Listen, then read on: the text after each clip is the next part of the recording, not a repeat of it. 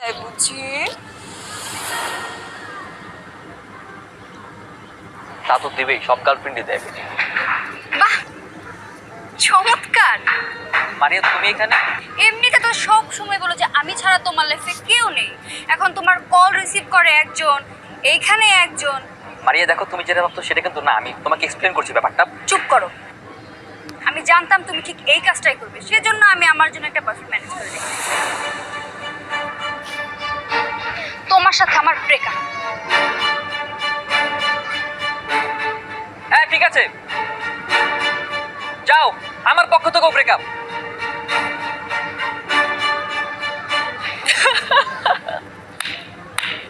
What a love story.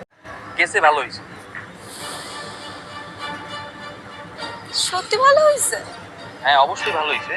আমি বলতে চাচ্ছি যে তুমি আবার বাসায় গিয়ে বাথরুমে ঢুকে কান্নাকাটি করবে না তো, ব্রেকআপ হয়ে গেছে দেখে? আরে না না, পাগল নাকি, কি বল, কান্নাকাটি করার কি আছে? আচ্ছা একটা কাজ করো, যদি তোমার এতই বেশি মন খারাপ হয় আমাকে কল করো, ঠিক আছে? আচ্ছা ঠিক আছে। আমি তাহলে যাই, বাবা খুঁজবে আবার। ও হ্যাঁ, বাই। আল্লাহ হাফেজ।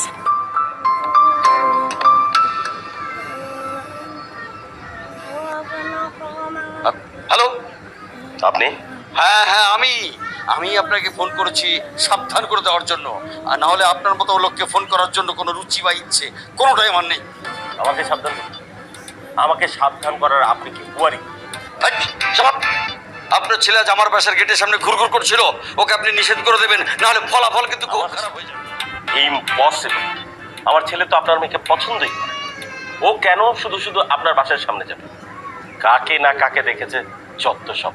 জান, নিজের চোখে দেখেছি আপনার ছেলে আমার মেয়ের সাথে রাস্তায় দাঁড়িয়ে ফুসুর ফুসুর করে কথা বলছিল।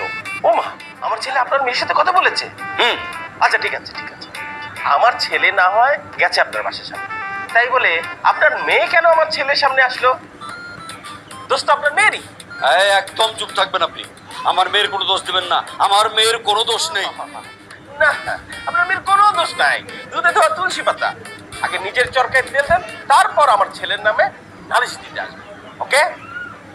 Hello hello hello hello hello hello, এই এই এই এই এখানে দাঁড়া। দাঁড়া, তুই ওই ছেলের সঙ্গে কেন কথা বলছিলি? কি কথা বলছিলি? কথা বলছিস না কেন? মানে বাবা, কি মানে মানে করছিস? আর যদি কোনোদিন দেখেছি ওই ছেলের সঙ্গে তুই ঘুরেছিস বা কথা বলেছিস, তোকে আমি টুকরো টুকরো করে কেটে বুড়িগঙ্গায় ভাসিয়ে দেবো, আর না হলে এই পুরো বাড়িটা আগুন দিয়ে আমি চালিয়ে দেবো। যা, ঘরে যা। সত্যি করে বলতো, তুই কি চাস? কেন বাবা? যেই মেয়েটাকে তুই নিজে রিজেক্ট করলি, সেই মেয়েটার সাথে তুই কথা বলতে কেন গেলি? বাবা, প্রভা আমার জাস্ট ফ্রেন্ড। একটা বন্ধুর সাথে বন্ধু তো কথা বলবে, স্বাভাবিক না? বন্ধু? তা কবে থেকে তোরা বন্ধু হলি? যেদিন থেকে পাশে দেখতে গিয়েছিলাম সেদিন থেকে আমরা বন্ধু। ওরে ফাজিলের ফাজিল, যেখানে তোর কারণে রকিবুলের সাথে আমার সম্পর্ক নষ্ট হয়েছে, সেখানে তার মেয়ের সাথে তুই বন্ধুত্ব করলি? বাবা, মেয়েটা অনেক ভালো আর অনেক ফ্রেন্ডলি, এখানে সমস্যা কোথায়? আমি তো দোষের কিছু দেখছি না। ভালো? তাহলে আপনি তাকে বিয়ে করলেন না কেন? বাবা, বন্ধুত্ব আর বিয়ে এক না, সম্পূর্ণ দুটো আলাদা বিষয়। তোর কথার কোনো আগামাথা কিন্তু আমার কাছে ভালো লাগছে না। খবরদার, ওই মেয়ের সাথে আর কোনোদিন তুই কথা বলবি না। কি করো? কিছু করি না।